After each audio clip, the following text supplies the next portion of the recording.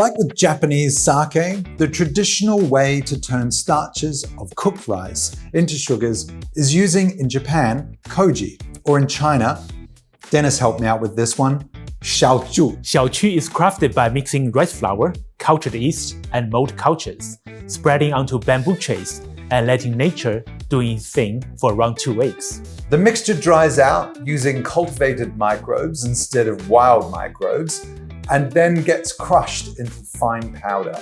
This is the magic dust that turns plain rice into something complex, aromatic, and dangerously drinkable. Yeah. It all started with rice, glutinous short grain rice, harvested fresh, dehulled, and ready to shine. You don't just grab any old grain. The best rice is milled within 21 days to lock its delicate flavors. The rice is then steamed in traditional timber vats.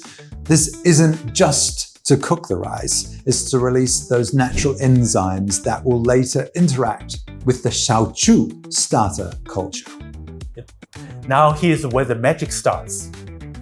The steamed rice is hand massaged with jiuqu, the fermentation starter that kicks everything into motion. Fermentation begins.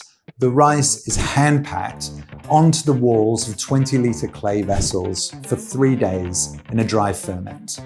It sits in clay vessels for up to 3 months for a wet fermentation.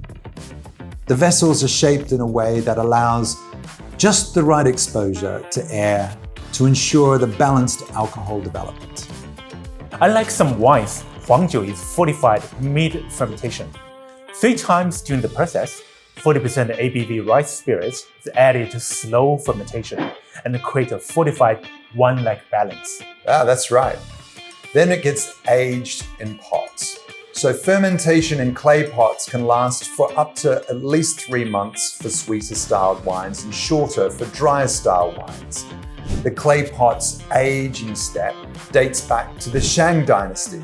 Because clay breathes, it allows for the wine to develop deeper, richer notes. No industrial filters here. Traditional rice wine is still hand-filtered with bamboo baskets, delicately separating the liquid from the solid while keeping the flavors intact. Here's where Hakka winemakers were way ahead of their time.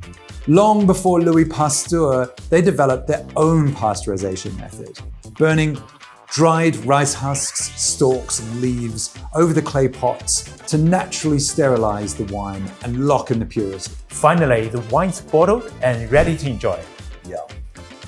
But whether you drink the warm, chilled, or in a cocktail, well, there's a whole nother conversation.